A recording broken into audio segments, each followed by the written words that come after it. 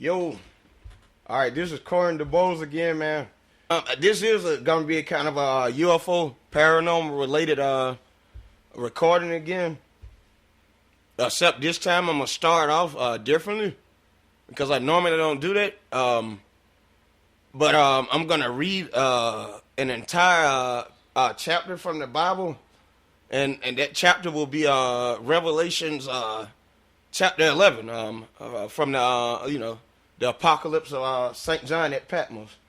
So it's the same thing as the book of Revelations, but I kind of like the older titles in scholarship. But so what the reason I'm doing this is because basically I'm running into a situation in Montgomery where people basically decided that I'm smarter than all the black people and white people and other people in America, not only just in Montgomery, but also in America, and not only that, in the entire world. And it's important enough for the president to stop running the country and arrange for me to be murdered as a result of his I have no fucking idea what's wrong with that man, other than he was having a homosexual regret midlife crisis based on that homosexual regret. And as much as I hate to even mention that in there, that man, that ex-president should not have been doing what he was doing. And people running this country should be ashamed of themselves for having allowed it to occur. And, dude, I know I'm in legal trouble, and I'm not going to stop doing what I'm doing so this man can walk around with my thought process and even stutter like I do. Because that's how I think. All right?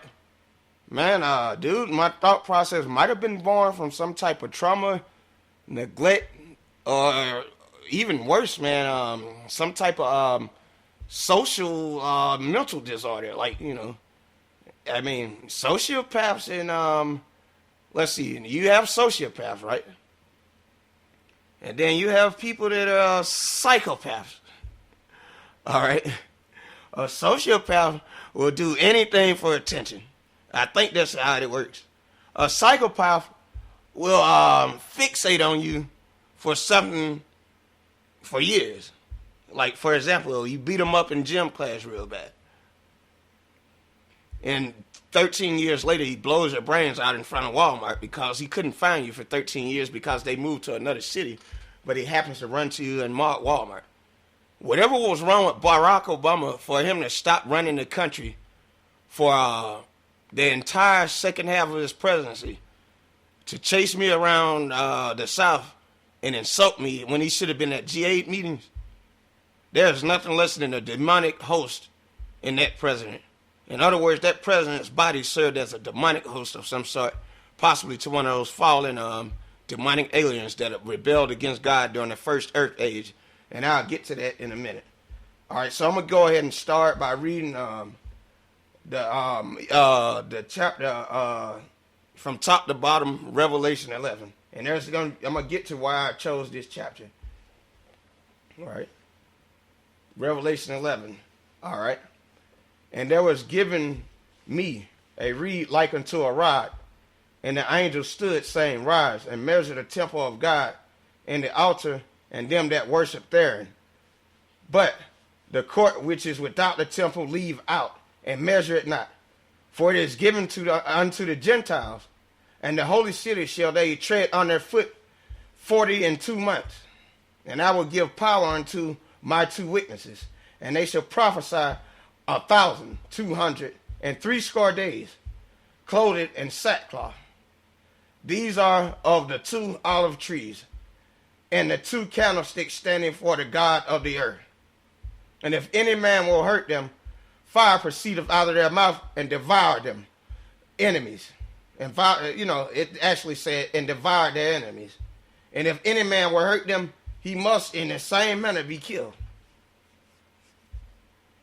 These have power to shut heaven, that it rain not in the days of their prophecy, and have power over waters to turn them to blood, and to smite the earth with all plagues as often as they will.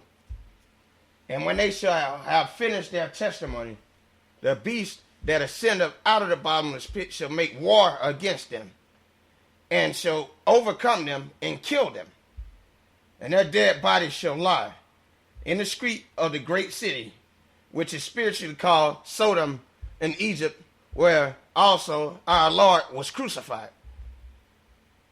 And they of the people and kindreds and tongues and nations shall see their dead bodies 3.5 days, and shall not suffer their bodies to be put in graves.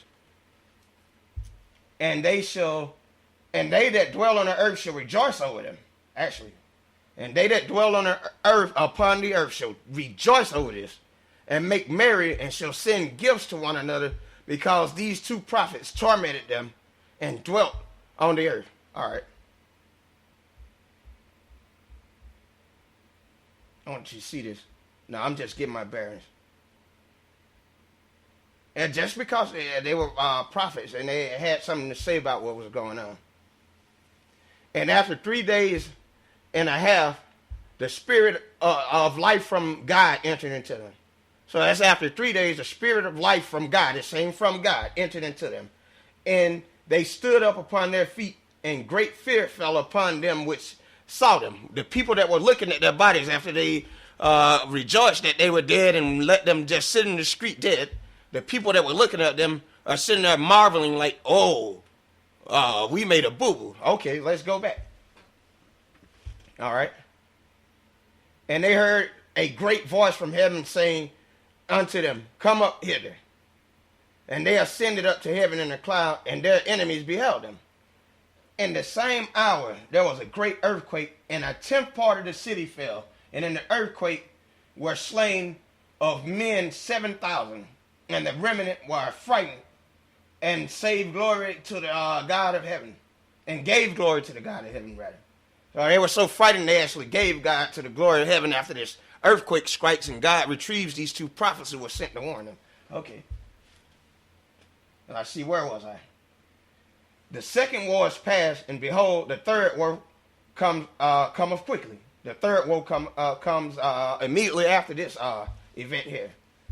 The seventh angel sounded, and there were great voices in heaven saying, the kingdoms of this world are become the kingdoms of our Lord and of his Christ, and he shall reign forever and ever. Okay. So God is coming back to take over these nations, to rule them himself, all right? It says nothing about he's coming to blow the nations away with fire and brimstone, but apparently it's a seizure of power, you know. It's what do you call it? The United States likes that word. Regime replacement, is that what they call?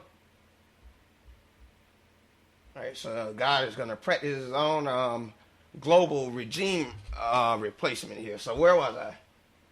And the 24 elders which sat before God on their seats fell upon their faces and worshiped God. And the 24 elders which sat before God on their seats fell upon their faces and worshiped God, saying, we give thee thanks, O Lord God Almighty, which art and was and art to come, because thou hast taken to thee thy great power and hast reigned. That's a striking statement right there, but I'm going to keep reading because of how that's read. I might have to come back to that one. All right. And these are the last two verses. And the nations were angry, and thy wrath is come, and the time of the dead, that they shall be judged, and thou shouldest give reward unto the servants, thy servants, meaning his servants, the prophets, and to the saints, and them that fear thy name. That means people who would live good lives and were obedient, or at least in line behaviorally with God. And, you know, and the nations were angry, and thy wrath is come, and the time of the dead, that they should be judged, and that thou shouldest give reward unto thy servants, the prophets, and to the saints, and them that fear thy name, small and great, and shouldest destroy them which destroy the earth. Holy crap. I mean, God wants to destroy the people that are destroying the earth. That means that means God is not that friendly. He wants to destroy people who are destroying the earth. All right. And the temple of God was open in heaven, And there was seen in his temple the ark of his testament, and there were lightnings and voices and thunderings and an earthquake and great hail. That basically describes a tropical storm system of some sort. All right. All right, now that I'm done reading Revelation 11, I hope you notice some things. All right, I hope you notice some things. Number one, that is, everybody has trouble reading the King James Version of the Bible because it's written in a old English dialect that nobody should still be using in 2017. But that's okay. We read enough good English to understand exactly what that stuff means. All right. Everything else is left up to your mental interpretation. All right. Anybody can get up in front of you and read a Bible and tell you that they can save you by just reading a warning from God. That book did not read to me. Not that book, but that chapter of Revelation did not read to me as something I should, as a preacher, go before a church, hoop, holler, and scream and rejoice with people and sit up there and tell them that this is a message of salvation when it's a warning from God that Kim Jong-un could have penned and wrote and stated on North Korean state TV. All right, the Iranian Ayatollah could have issued such a statement. If God is wishing, if God, what is it? If God, in the prehistoric age, when these Hebrew Semitic people were roaming the 11th and writing this stuff down and documenting and archiving it over there in that region they call Judea and Palestine and all that stuff there, Israel. If these people had God making North Korean style military threats aimed at a generation they were not going to live to see, how in the fuck are you going to sit up there inside of a church and teach people that this book that was most likely written by an alien race that created humanity is full of sugar, sweets, Pop-Tarts, and other little knickknacks for you to eat on Sunday and make your belly feel good and your tongue feel good, and sit up there and think you're going to go to heaven while you're committing these exact acts that this God says he's going to come here and judge you for? Willing to send two prophets by themselves. Let's go back to the verse. Because people have short attention spans in this generation. Very short attention span. Let's go back to where he was talking about these prophets. Let's go back and read that over. And there was given me a reed like a rod. I'm gonna just read that how I read it. And there was given me a reed like a rod. And the angel stood saying, "Rise, measure the temple of God and the altar and the people that worship in there." All right. But the court which is without the temple, leave that out. And measure it not. Don't worry about it. For it is given to the Gentiles. And the holy city shall they tread underfoot 42 months. That's basically what it says. 40 and 2 months. So that means 40 months plus 2 additional months. You know, that's how in the ancient world people divided numbers by tens and numbers like 30 and 60. So it was easier to barter and trade by a dime principle. Everything on a dime, right? So this is the origin of the denarius. Everything is equals 10, 20, 30, 40, you know. All right. Make it simpler. All right. I diverge a little bit. And I will give power unto these 2 witnesses, and they shall prophesy 1,260 days. 60 means 60, by the way. All right. Clothed in sackcloth. That means they're going to be clothed in black. All right. These 2 prophets are going to be dressed in black while they're doing this flaming, fiery, angry prophesying in the name of this God, of this Bible that was written by these Hebrews in the prehistoric Stone Age. All right. All these texts that were written, it wasn't the Bible back then. It was just one text in another text, that they all carried around on stone tablets and kept like a library. So when they wanted to go to this book or that book, they can, read and learn their own history and also prophesy. These have the power. Oh, wait a minute. I skipped a verse. See, I'm messing myself up. And that's what preachers mess up inside churches. All right. And if any man, see, I'm still messing up. All right, so it basically saying, I'm going to try to go ahead and get over with this because I'm going on too long. Basically what it's saying here, all right, they're like two olive branches, right? And they're sent to the earth, candlesticks, they're lights. In this dark, trying time, God is going to send these two prophets, right? And he's going to give them the power to hurt the earth if these people don't listen to these two prophets. All right, because God does not have time to sit up here and try to convert everybody to the most holy, the most holy of holies that they could possibly ever be so they can go to heaven. Apparently, God is not interested in babysitting and wiping grown-ass people's asses. So he sends two of his best, most angry prophets that say, motherfucker, your time's almost up. If you don't get your shit right now, your ass going to hell. And this is a natural light that just cracked. I drunk a little. And that's how you're supposed to read that. And it's worse. These have power to shut heaven that it not rain in the days of their prophecy. Man, look at what God is saying about these people. Fire proceedeth out of their mouth and devour their enemies.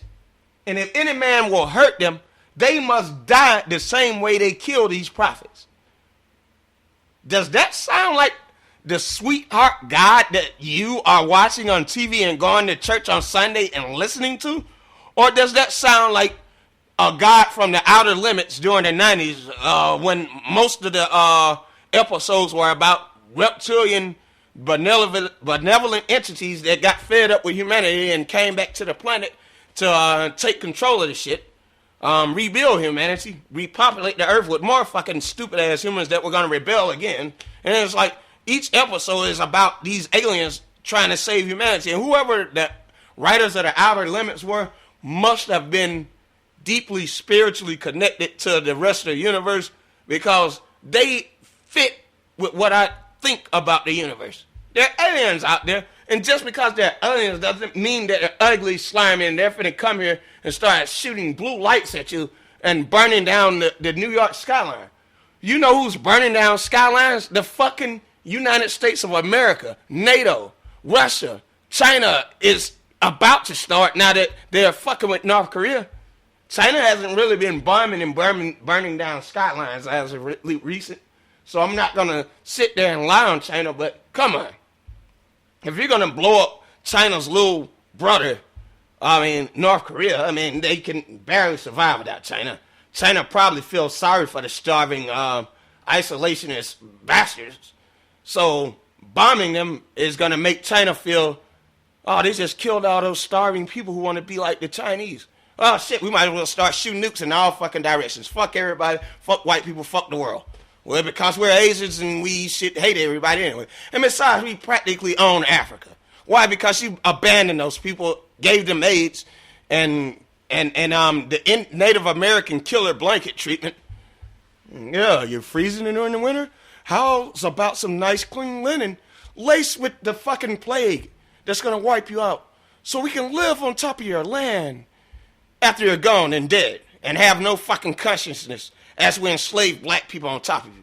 If that doesn't sound like the same shit God is talking about and the people God are going to kill, and I don't mean white people by that, he means the generation itself. Don't forget black people in Africa came up with the bright idea of giving away human beings in order to get expensive European goods. Well, shit, dude, we don't want this many people in the village. Might as well give away the retarded kid. The slow girl. Pretty soon, it turns into, let's give away the village beauty queen. Several village beauty queens. All right, let's start shipping out fat chicks. All right, let's start shipping out little boys and everything. We got pedophile market now. You get where this is going? God is not going to give a shit. He's not going to care that you're in Khartoum bombing the hell out of South Sudan. Because you feel like the Prophet Muhammad is on my side. Honorable maybe he be. No, Your ass is going to hell. God is going to kill people, is what this book is trying to tell you. God himself is going to kill people. And it might look like a UFO invasion when God is killing these stupid-ass people that are committing genocide and blaming it on fucking rogue states and fake-ass U.S. contractors like ISIS. Yeah, European U.S., they're digging these people up out of ex-Spetsnaz, ex-KGB, ex-cops from America, ex-Marines, Rangers, any dickwad shit thug they can get out of Colombia, fucking defectos and every damn thing else. They probably even got North Korean fucking defectors inside of ISIS. Anybody that's willing to take $2,000 or $3,000 a month to sit there and shoot Syrian kids who have shit but slingshots, if that, to fight back, and bottles of fucking water that they must drink first to ensure they don't fucking die of thirst before they throw it at you, full of fucking dirt. Maybe putting dirt in it will hurt you pieces of shit. I mean, God is talking like he wants to kill you inside of a book that is called holy. Let's read more. They shall have power to shut heaven, that it not rain in the days of their prophecy, and have power over waters to turn them to blood, and to smite the earth with all plagues as often as they will. And when they have finished their testimony, the beast that ascendeth out of, that means that he rose out of this bottomless pit, this hell that he could not get out of. He rose up out of this bottomless pit at the end of their testimony. And he overcame them and he killed them. All right. This beast that controls this system had to come up himself. Whoever these two witnesses are, their asses are probably already on the shit list, on the blacklist. They probably are about to get their asses killed by one of these elitist, demonic hosts running this planet. And there's my fair warning. And look what God goes on to say about this generation. Now, this is where after the prophets, after they killed God's messengers, these prophets that are warning these dumbasses, to the point where they're so aggressive toward the prophets are now angry, and the prophets are cursing, hooping, hollering, shooting, shouting in the damn street, ready to goddamn get it over with. The prophets done lost their mind, and God done run out of time with these prophets. And this motherfucker entity, this supernatural entity, slays his prophets and leaves their body in the streets. Look at that. And their body shall lie in the street of the great city, which is spiritually called Sodom and Egypt. Now, Sodom was this place of iniquity in the ancient world. It was considered rebellious. It was a place of rebellion and iniquity. All right. And Egypt literally translates into house or place of bondage, temple of bondage. That's what that country is named, house of bondage. A fucking slave country, a country built on slavery, sin and iniquity and rebellion. If that is not directed at the Western society created during the transatlantic slave trade, then nothing on earth is. Which is spiritually called Sodom, a place of iniquity and rebellion, which is what Sodom means. It does not mean sodomy, meaning anal sex, which is what you people have been taught to believe that's what it means. I'm pretty sure in the ancient world people were, because the Greeks and even some of those Semitic societies used to do shit like that, especially to their female and male slaves. All right? So God considers this place to be both a place of sin and slavery, a house of bondage. All right? And also where the Lord himself was crucified. Wow. So this is equated with the same social order that crucified the Lord himself, destroyed him. Which is amazing. That is amazing that God associated the crucifixion not with Rome, the Pope, or Greece and Israel, but with Sodom and Egypt, the place of iniquity and rebellion, and the place of bondage and slavery.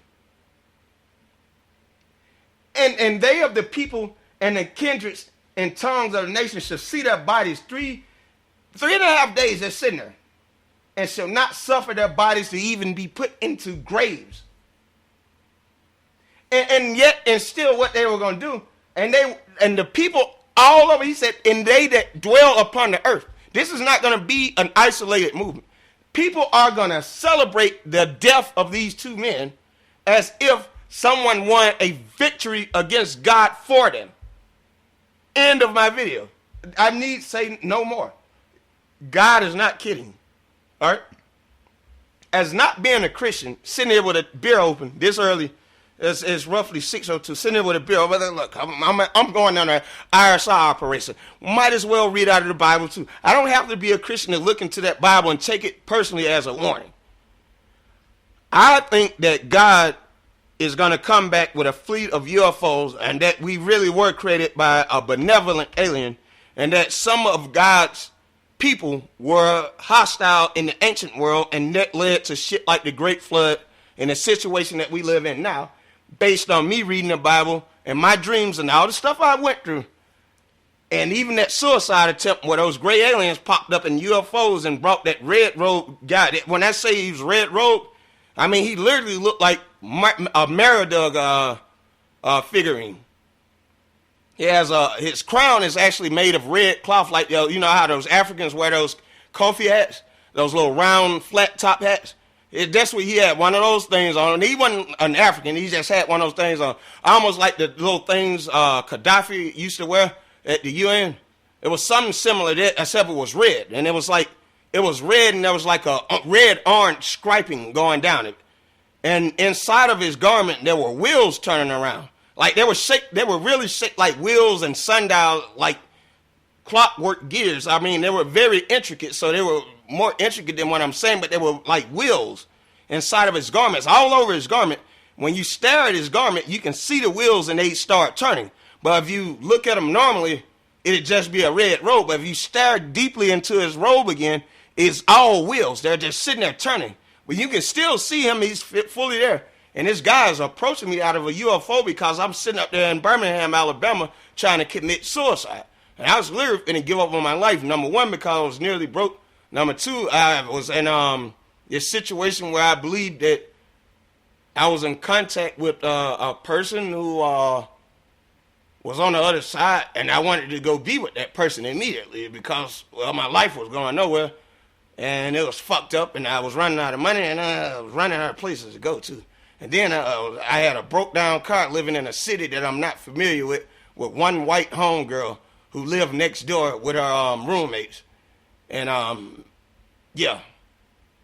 Does that sound like a typical college student's life when they become suicidal? Shit's normal. It's not a crisis for Barack Obama to stop running the country. Dude, that was what was on my Facebook account.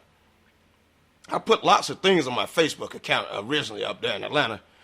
And you might have taken some of that reptilian agenda stuff as me admitting to being involved in, like, some type of sexual abuse. No, dude, what we were saying is these demonic entities live in the astral plane. It's the ghost world. And what these things will do, they'll sexually attach themselves to living people, and they'll wait till you fall asleep, and that's when they come out. That's what we were saying.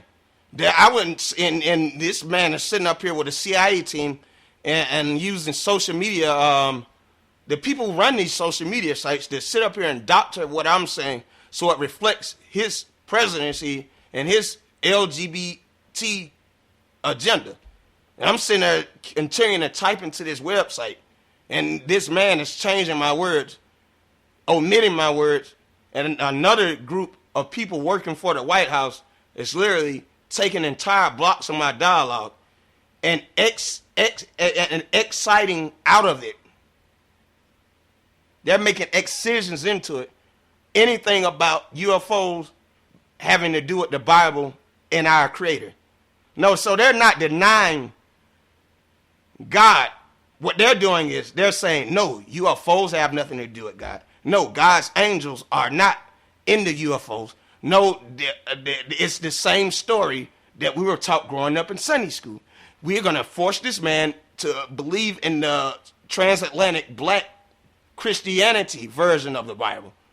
How the African American sees it, and because I'm the first black president, I can force this on this man using these white people who work for me, and I can even excise into his brain and alter his thoughts and have him harmed, and even steal his memories and add them into my head, so I can use them to be a more effective human being while he suffers and loses his mentality and becomes a gimp, a mentally injured person. And the black community in the African American church have gathered together around me, knowing that they've used this technology to open my mind up, to attack my brain, the most important part of a human. And they'll sit around me all day. Some of my relatives, they'll sit around me all day, and they will jar my thought process with violent, threatening thoughts, sometimes sexually explicit insinuations that I had been a homosexual. And I'm sitting up here suffering through this, knowing that they're sitting up there telling lies. They're not, and it's bothering me even more because I cannot stop hearing their thoughts. And as a result, I am becoming more and more mentally unstable and mentally unfit to operate in this society we call America. And I can see that, which is why I'm barely leaving home, and I basically have drunk myself into the state of a 48-year-old man. So this president had this done to me while he should have been attending G7 meetings and giving black people more economic and educational opportunities. But instead, this man decided to spite me and speak salvation, religion, and sexuality directly into my head, knowing that I would not be able to get out of the situation or tune them out. And after he leaves office, he leaves these white people up there at this organization, which I've narrowed the name down to CIA SAD PAG. Don't even know, I barely know what that means. Other than they're called the Special Activities Division of the CIA. And what these people are a collection of people that have been recruited together by the CIA to conduct these isolation and removal operations, which are basically called soft kills. And a soft kill is social engineering, basically manipulating public opinion in the targeted person's life in such a way that as you ease this person into a coffin or a mental health institution or whatever else you are planning to do to this person in order to take them out of society, society is going to sit there and already be on board, and they're going to agree with this narrative that they built up around you to remove you from society. And that's how these people are selecting, targeting, and removing people from society who do not agree with their commercial fake version of world events, history, and even the Christian Bible that they read and actually claim to live up to while they're committing genocide against these other religions and social minorities around the planet. And these people are morally unfit, mentally unfit, willfully ignorant to even use the advanced technology they have and they're under their control. These people should not even be allowed to use the technology that these scientists who are super intelligent, morally bankrupt, only want a paycheck, and that paycheck is to do more experiments on and create more bullshit technology that is harmful to everyone and advances nothing but military agendas. And this is what they honor in the West as American, I don't even know, supremacy.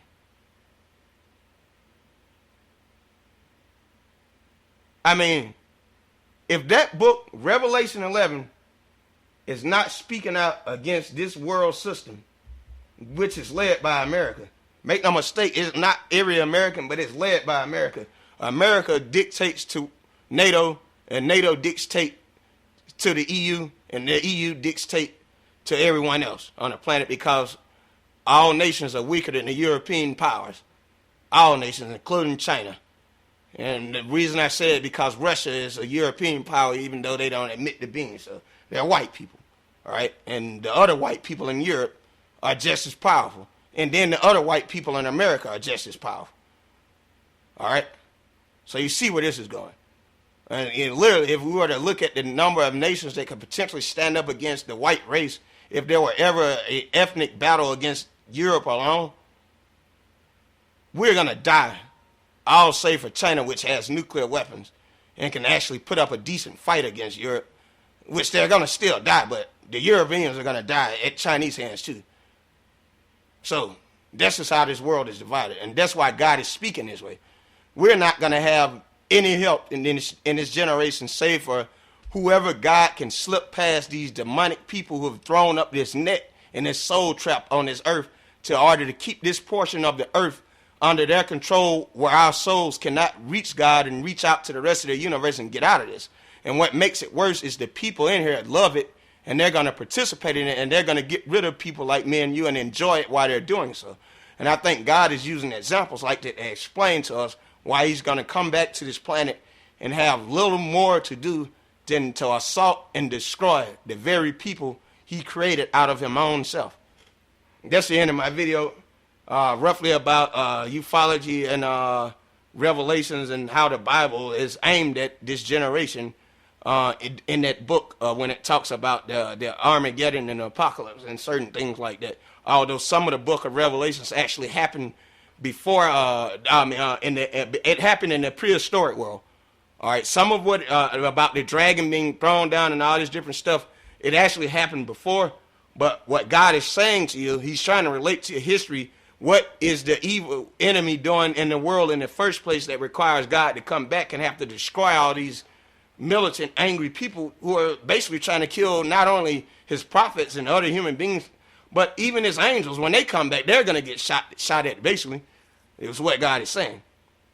Because in the ancient world, an enemy had nowhere, after that enemy was defeated, imagine a UFO battle in outer space, and this UFO crashes on the planet with all of its crew, and they've nothing else to do but to scatter out into the wilderness and hide among human beings. And God is doing his best to search these people out. And eventually, they might, after, so many generations, they blend in. Some of them die. Some of them continue on. They blend in. Then they start reincarnating in human bodies. So now God has a pickle. Not only does he have the enemy on the earth, now the enemy looks no different than a human being. So we are being run by monsters in human bodies. Wake up, people. I'm not necessarily a Christian, man, but hey, I will assist Christians if they'll help me. All right, I'm going to end this video, man. That was roughly from Revelations 11. Bear with me.